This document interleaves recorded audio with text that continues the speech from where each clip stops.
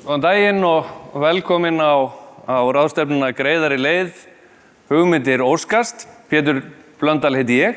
Og ég heiti María Kristín og við verðum fundarstjórar hérna í dag. Það fer ekki á milli mála að samgöngumál að taka stóran pláss í þjóðfélagsumræðinu þessa dagana, mögulega vegna yfirvofandi sveitarstjórnarkosninga. Og það sem vakir fyrir okkur að vekja umræðu samgöngumál á höfuðborgarsvæðinu, dýpka umræðuna, opna samtalið, fá innsýn í þau flóknu verkefni sem eru framundan og stuðla með því að upplýstri samræðu. Eins og þið sjáið þá eru skreytingarnar í boði vina okkar hérna hjá Vegagerðinni. Það eru líka skreytingar hérna niður á horni en það eru nú ekki okkar vegum. En þið sjáu líka að það eru engin stoppmerki vegna þess að við hvetjum til þess að það verði áfram gakk og við erum líka hérna með hjáleið þannig að það sé nú einfaldara að hugsa í lausnum. Og síðan munum við fá hérna í lokin stjórnmálamenn á svið úr borginni því að það eru auðvitað þeirra að marka stefnuna og axla ábyrgð á þeirri stefnu. Já, og eins og þið sáuð að hér í upphafi þá spila stutt myndband af viðtölum sem við tókum við alla oddvita í Reykjavík fyrir utan okkar borg sem afþokkuðu boðið. En við spurðum við fleiri spurninga afstöðu þeirra til samgöngumála og svörunum verður deilt á samfélagsmiðlum og heimasíðu Greiðari leið núna næstu dögum fram á kosningum, þannig að hvetjum ykkur endilega til að fylgjast með því. Að því við gátum því miður ekki boðið öllum 11 oddvitum í Reykjavík hér í pallborð í dag. Það bara gefst því miður bara einfaldlega ekki tími og hvað þá ef við talað alla oddvita á höfuðborgarsvæðinu. Þannig að við fórum þá leið að við völdum þá 6 flokka sem höfðu mest fylgi miðjan apríl, 3 úr meirihluta og 3 úr minnihluta til að fá svona jafnvægi í umræðuna. Afsakið. Hún að tala mikið umferð. Það verða, þið þekkið það geta orðið umferðar óhöpp. Já. Og það verða áreiðanlega einhver hér hjá okkur í dag. Já, en umferðin svolítið eins og íslenska veðrið. Við höfum öll sterkar skoðanir á umferðinni og elskum að tjá okkur umferðina en við erum ekki alltaf að ná að tala saman. Og það kannski rótin að því að við erum komin hingað í dag. Það að reyna að ná samtalinu. Ég hef stundum grínast með það síðustu daga. Það eiginlega flóknara að skipuleggja svona ráðstefnu umferðarmál á höfuðborgarsvæðinu heldur en að leggja borgarlínuna. En við viljum endilega ná samtalinu, þokamálum áfram og þess vegna eru engin biðskyldumerki, það bara áfram gakk. Já, hér verður sem sagt í dag rýnt í vandamálin en hugsað í lausnum. Þannig að við ætlum að hefja leika með yfirsýn á þróun umferðar og hvort hægt sé að gera betur. Og til okkar kominn hann Konráð Guðjónsson, hagfræðingur og Konráð, gjörðu svo vel, við gefum sviðið til þín. Takk.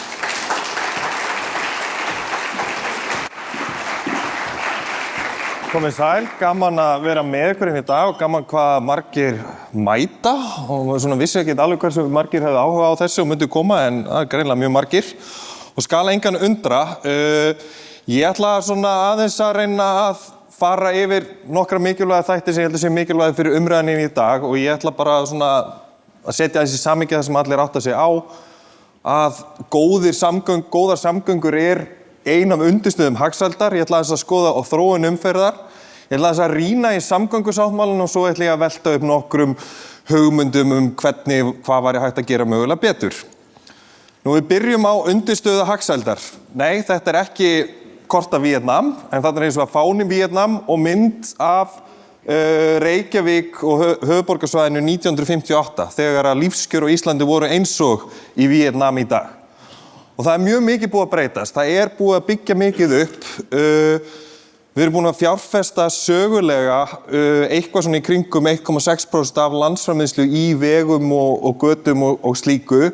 náttúrulega búin að vera mjög mikil fólksfjölgun á þessum tíma á Íslandi, en eins og þið sjáið hérna svona síðustu ár eftir fjármálakreppuna þá datt þetta svolítið niður og hefur batnað, en svona í sögulegu samhengi hafa þessar fjárfestingar ekkert verið neitt gríðarlega miklar. En þær hafa samt skilað ýmsu, mér er svona ágætt að minna sig á bara þú veist, með vegakerfið í heild sinni að það er nú ýmislegt búið að gerast af því að bölmóðurinn stundum svolítið mikill að það er mikið búið að gerast. Menna, þú veist, þegar ég var barn að alast upp þá var maður að gera malavegum allt landið og voru einbreiðar brýr, það er búið að fjölga göngum og hérna er ég að sýna hvernig framleiðni vinnuafls hefur þróast frá miðjum 10. áratugnum og það er ekki bara út af samgöngum.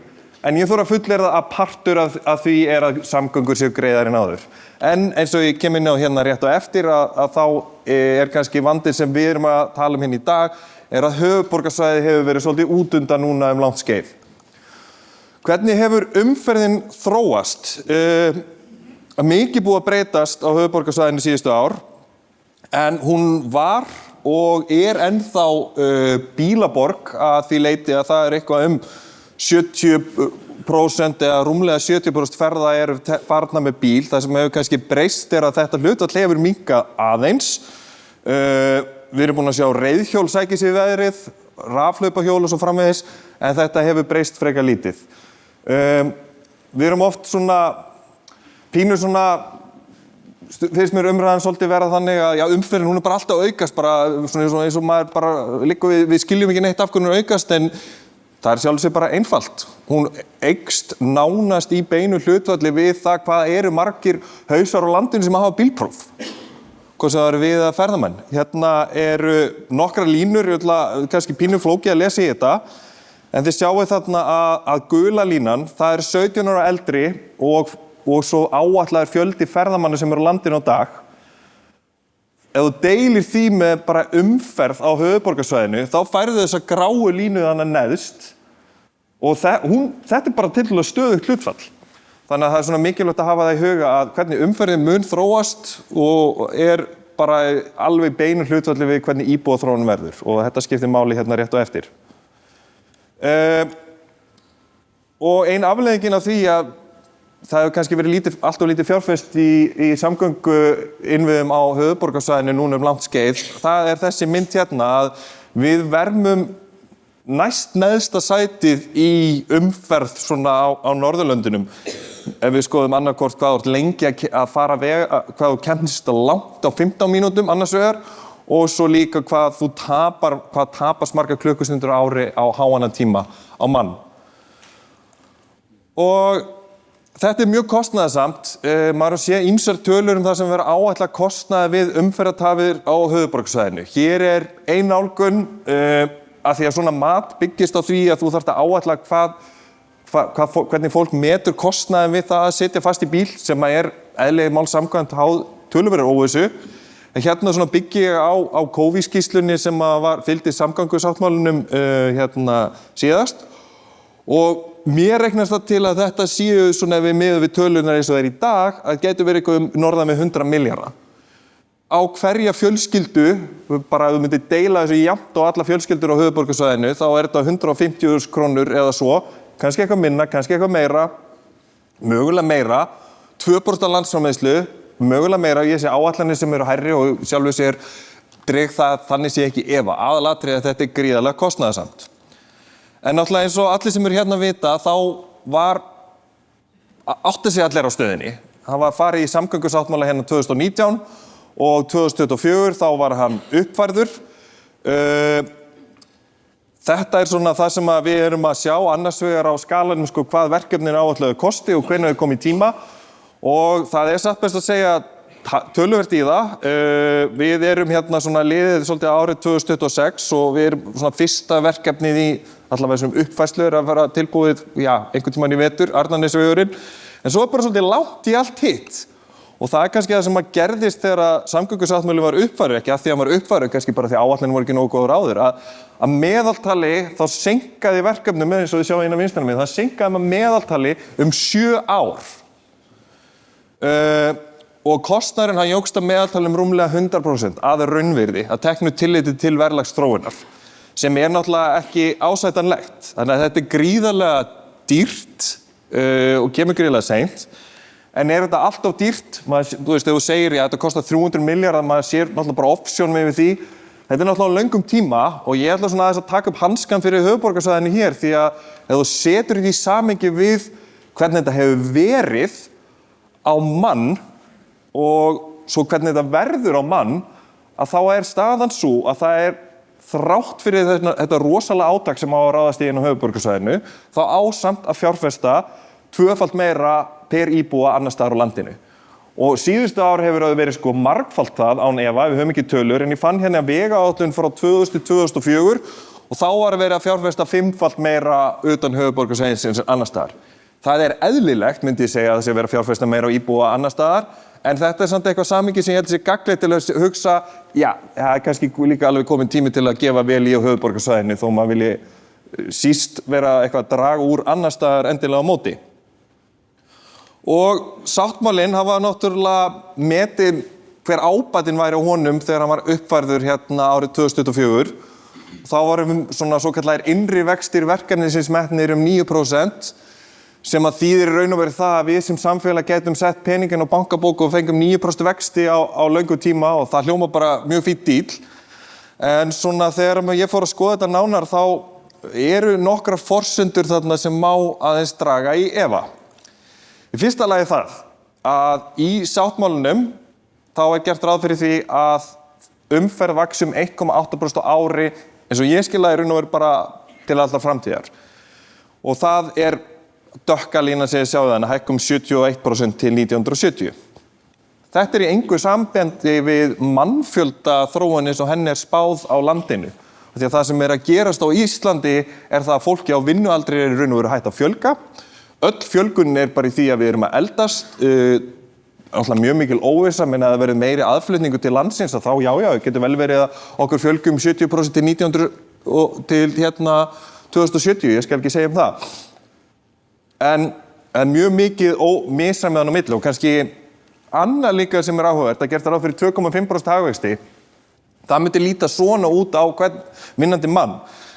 Sögulega séð eins og þið sjáu hérna þá hefur þetta sveiflast, kemur inn á stökk á góðærisárunum hérna í byrjun aldarinnar og þegar það var mikil fjárfesting í stóriðju sem að hækka landsframleiðsluna mjög mikið á hvern vinnandi, svo hefur verið svona bara einhver ágætis malli en við erum bara að fara upp í hæstu hæðir með þetta og þetta kannski forsendur sem að getur gert að verkum að ábati sér hreinlega bara ofmetinn.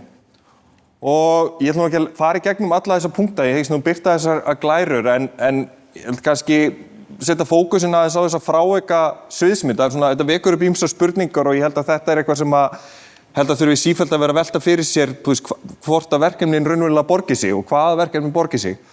Og til dæmis sem maður setur upp þá frávika sviðsmynd að kostnaði fyrir 20-30% fram úr áætlunum sem ég held að sé ekkert galið með að við bara í ljósi sögunar á Íslandi af opinberum framkvæmdum. Og við gerum ráð fyrir að umferðin þróist í takt við fólksfjölda og svo þarna forsendum að þeir sem eru í almenningssamgöngum meti tafakostnaði mun hærri en allir aðrir lögum það, að þá ertu kannski bara með 5% innri vexti sem þýðir að svona ávöxtunin minni en vextinni sem ríkissjóður býðst. Hægt að gera betur? Einhvern veginn hægt að vinna þetta betur, að vinna þetta hraðar, að ná ávinningi fram fyrr. Og ég ætla svona að koma með kannski svona 4 hugleiðingar þessu tengt. Annars vegar hvort að ég persónulega á eftir að sjá það að vera gerð jarðgöng út í höfuðborgarsvæðið. Þannig að við skulum bara byrja á, ég meina, hægt að gera stokka undir lykilgatnamót. Gervigreind búin að hjálpa mér að teikna eitt slíkan undir stærstu gatnamót landsins. Sem taka tæknilega sér ekkert pláss en greiða einhverju leyti fyrir umferð og ég veit ekki að nú verkfræðingar hérna sem eru miklu fljótari en ég að reikna en ég get ímyndað mér að þetta kosti brot af því að fara að gera jarðgöng hérna undir byggð með öllum þeim tæknilegu vandræðum og kostnaði sem því fylgir. Velti þessu upp. Aftur, verkfræðingarnir ég bara skora á þá að horfa með opnum huga á þetta. Kannski þetta einhver þvæla, þá bara kemur það í ljós. Svo það eitt sem að ég stóð í þeirri merkingu að það væri búið að gera mjög mikið í ljósastýringu á höfuðborgarsvæðinu hefur skoðið þessi mál. En svo fór maður að kanna málina, já, og kannski ekki nóg og við fáum að heyra það betur hérna í erindi á eftir að þar held ég að sé sko mögulega stærstu tækifærin til að breyta einhverju frekar hratt. Það aldrei að fara að leysa öll okkar umferðarvandamál að einhvern veginn bæta ljósastýringu en það til ýmsar lausnir sem og það bara við sýnt sér bara rannsókn frá hérna Álaborg í Danmörku þar sem að menn styttu ferðatíma á einhverju vegi 17% fyrir nokkrum mánuðum síðan, svipastórt svæði og höfuðborgarsvæði. En segjum að þetta séu bara 30 sekúndur á vegfarenda og hérna að þá 110 milljarðar kostnaður á ári, afsakið þetta á ekki að vera þarna, en horfið fram hjá því, sjáu myndina að sparnaður á ári, ef þetta eru 30 sekúndur, með þess að 110 milljarðar kostnaður á ári, að þá mætti þessi ljósabúnaður raun og veru, það mætti kosta 58 milljarða fjárfestingin og reksturinn til allra framtíðar til þess að borgi sig fyrir samfélagið. Og ég veit ekki hvað þessi ljósabúnaður kostar eða einhverja svona úrbætur þessu kosta, en ég get ímyndað mér að kosti töluvert minna allavega að láta reyna á það. Og svo það eitt í þessu, eins og ég sagði áðan, þetta alltaf að frestast, hlutinir ganga rosalega hægt. Og ég var nýlega að lesa bókina Lifa með öldinni eftir Jóhannes Heitinn Nordal. Það sem að segja frá því þegar við ákvaðum bara, heyrðu, við viljum bara fara inn í stóriðu og byggja bara virkjun og fá álver sem sko fjárfesting fyrir litla þjóð þá eins og við myndum fara að byggja sko eða 2 Kárahnjúkavirkjanir á morgun og 2 álveri eitthvað svoleiðis í dag. Það skalinn að því. Þá var bara svona, heyrðu, könnum kostina, áhuginn kannaður, 1961, það var bara nefnt, 63 var bara búið að gera hagkvæmnismat, 65 samningar tilbúnir, Landsvirkjun stofnuð, svo bara fara á stað árið eftir 1970 og bara allt komið á stað. Þetta svona svipaði ferill eins og við höfum stofnað nefnd 2017 og við værum að gangsetja virkjun og álver í dag. Og þetta kannski bara stærri pæling, þetta ekki bara við samgöngusáttmálann. Það bara gengur allt ógeðslega hægt í dag og þess vegna held ég sé mjög mikilvægt í pólitíkina að gera sér grein fyrir því að hún kannski stundum vandamálið, að það sífellt verið að fresta hlutunum allt of mikið og það bara vont fyrir málstæðin hver sem hann sko. Og þetta eitthvað sem ég fæði að hugsa og líka bara við sitjum í samhengi við bara pólitíkina og tímalínuna að við erum væntanlega með sko frá því að svona fyrstu hugmyndir raun og veru einhverja svona borgarlínu svoleiðis í vinnslu að þá erum við með 5 sveitarstjórnarkosningar í millitíðinni þangað til að kerfið komið í gagni. Svona borgarlínuna því fyrsti áfanginn var tilbúið 2031 þannig að fyrir næstu sveitarstjórnarkosningar þá eru borgarlínun ekki einu sinni tilbúin. Og það var samt verið að ræða hana núna, það var verið að ræða hana síðast og þar síðast. Þetta tekur allt óratíma. Ég hef ekki lausnin á því hvernig þetta, enda augljósa lausn hvernig hlutinni geta gengið hraða fyrir sig, en einhvern veginn tókst forfeðurum okkar á 7. áratugnum að gera þetta miklu hraðar. Og svo kannski að lokum, ég held að það sé bara alltaf hollt að hlusta á íbúana. Það var í aðdraganda þess að funda að gera könnun bara hjá Gallup og þar kom í ljós svona ýmislegt en nokkur atriði sem ég langar kannski að benda á svona til að skilja inn eftir í lokin. Það fyrsta lagi að fólk telur að samgöngusáttmáli muni breyta ferðavenjunum almennt frekar lítið. Svona kannski þá ágætt að hafa í huga að það líka bara forsendan reyndar í samgöngusáttmálum að ferðavenjur breytast, heilt yfir verða áfram langt flestir á bíl og svo framvegis en að í stóru dráttum það ekki neina grundvallar breytingar á samgöngum.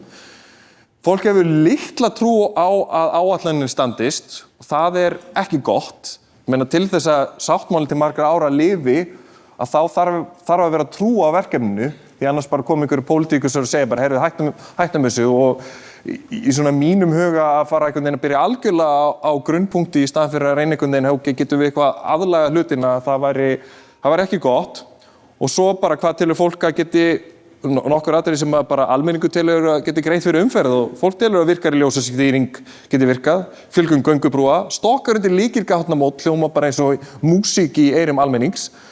Þannig að ég raun og verið með loka skilaboð sem eru bara þessi, hætt að reikna, eða kannski ekki alveg hætt að reikna, kannski ekki reikna yfir sig, bara byrja að hugsa og fara að vinna. Takk fyrir mig.